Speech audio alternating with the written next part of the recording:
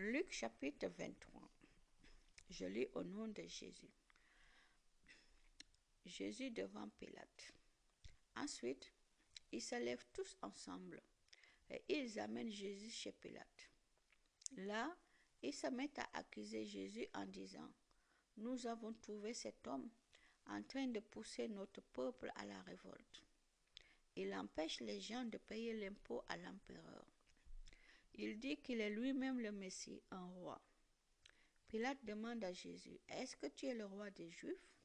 Jésus lui répond: « C'est toi qui le dis. » Pilate dit au chef des prêtres et à la foule: « Je ne trouve pas de raison pour condamner cet homme. » Mais les gens insistent en disant: « Dans son enseignement, il pousse le peuple à la révolte. Il a commencé en Galilée, puis il est allé dans toute la Judée, et maintenant il est venu ici. » Pilate entend cela et il demande: « Est-ce que cet homme est galiléen ?» On lui répond que Jésus est de Galilée. C'est Hérode Antipas qui gouverne cette région et il est lui aussi à Jérusalem à ce moment-là. Alors Pilate envoie Jésus chez Hérode. Jésus devant Hérode Antipas. Hérode est très content de voir Jésus. En effet, il a entendu parler de lui et depuis longtemps, il a envie de le rencontrer. Il espère qu'il va le voir faire quelque chose d'extraordinaire. Il lui pose beaucoup de questions, mais Jésus ne lui répond pas. Les chefs des prêtres et les maîtres de la loi sont aussi venus chez Hérode. Et ils accusent Jésus avec force. Hérode et ses soldats insultent Jésus et ils se moquent de lui. Pour cela, ils lui mettent un vêtement magnifique. Ensuite, Hérode renvoie Jésus chez Pilate. Avant, Hérode, Antipas et Pilate étaient ennemis. Ce jour-là, ils deviennent amis. Jésus est condamné à mort. Pilate réunit les chefs des prêtres, les autorités et le peuple.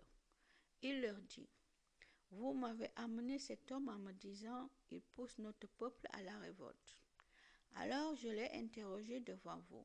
Vous l'accusez, mais moi, je n'ai pas trouvé de raison pour le condamner. Hérode Antipas n'en a pas trouvé non plus, puisqu'il l'a renvoyé chez nous. Cet homme n'a donc rien fait pour mériter de mourir.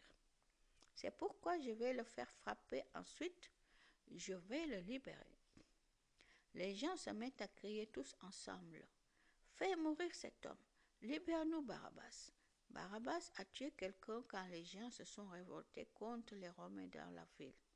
C'est pour cela qu'il est en prison. Pilate veut libérer Jésus et de nouveau il parle à la foule. Mais les gens crient: « Cloue-le sur une croix, sur une croix. » Une troisième fois, Pilate prend la parole et dit: « Qu'est-ce que cet homme a fait de mal ? Je ne trouve pas de raison pour le faire mourir. C'est pourquoi je vais le faire frapper et le libérer. » Mais les gens insistent en criant très fort: « Cloue-le sur une croix. » Et leurs cris sont les plus forts. Alors Pilate décide de faire ce que la foule demande. Il libère celui qu'ils ont demandé, Barabbas. Pourtant, on l'avait mis en prison parce qu'il avait tué quelqu'un pendant une révolte contre les Romains. Et Pilate livre Jésus à la foule en leur disant: « Faites-lui ce que vous voulez. » On amène Jésus pour le faire mourir. Les soldats amènent Jésus. Ils rencontrent Simon, un homme de Cyrène, qui revient des champs. Ils l'obligent à mettre la croix sur son dos pour qu'il la porte derrière Jésus. Une grande foule suit Jésus. Des femmes pleurent et sont dans le deuil à cause de lui. Jésus se retourne vers elles et leur dit: « Femmes de Jérusalem, ne pleurez pas à cause de moi. Au contraire, pleurez à cause de vous et de vos enfants. Oui, le moment va venir où on dira: elles sont heureuses, les femmes qui ne peuvent pas avoir d'enfants, celles qui n'en ont jamais eu et qui n'ont pas allaité de bébé. Alors les gens se mettront à dire aux montagnes: tombez sur nous, et aux collines: cachez-nous. En effet, si on fait du mal à l'arbre vert, qu'est-ce qu'on fera à l'arbre mort? On amène aussi 2 autres hommes, des bandits, pour les faire mourir avec Jésus. Les soldats clouent Jésus sur une croix. Ils arrivent à l'endroit appelé le crâne. Là, les soldats clouent Jésus sur une croix. Ils clouent aussi les 2 bandits, l'un à sa droite, l'autre à sa gauche. Jésus dit, « Père, pardonne-leur, ils ne savent pas ce qu'ils font. » Les soldats tirent au sort pour savoir qui aura ses vêtements. Puis ils les partagent entre eux. Le peuple est là et il regarde. Les chefs des Juifs se moquent de Jésus en disant, « Il a sauvé les autres. Eh bien, il n'a qu'à se sauver lui-même, s'il est vraiment le Messie, celui que Dieu a choisi. » Les soldats aussi se moquent de Jésus.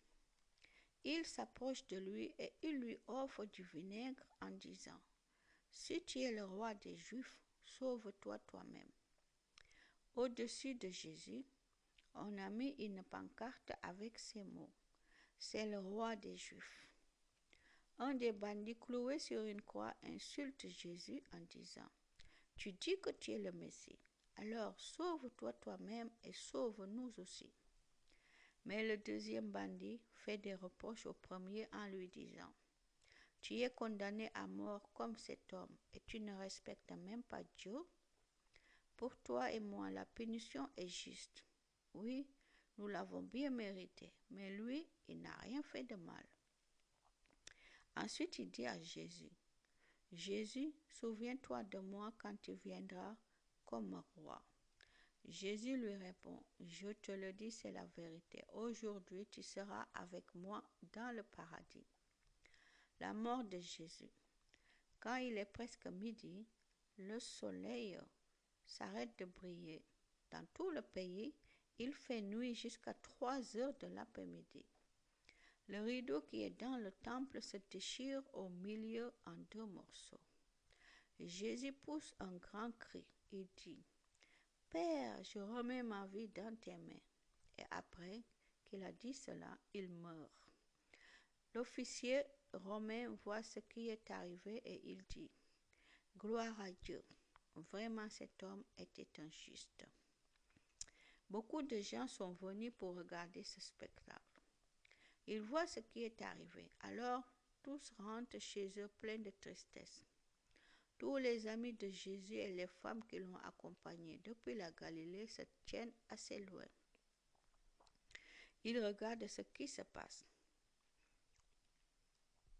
Joseph met Jésus dans une tombe.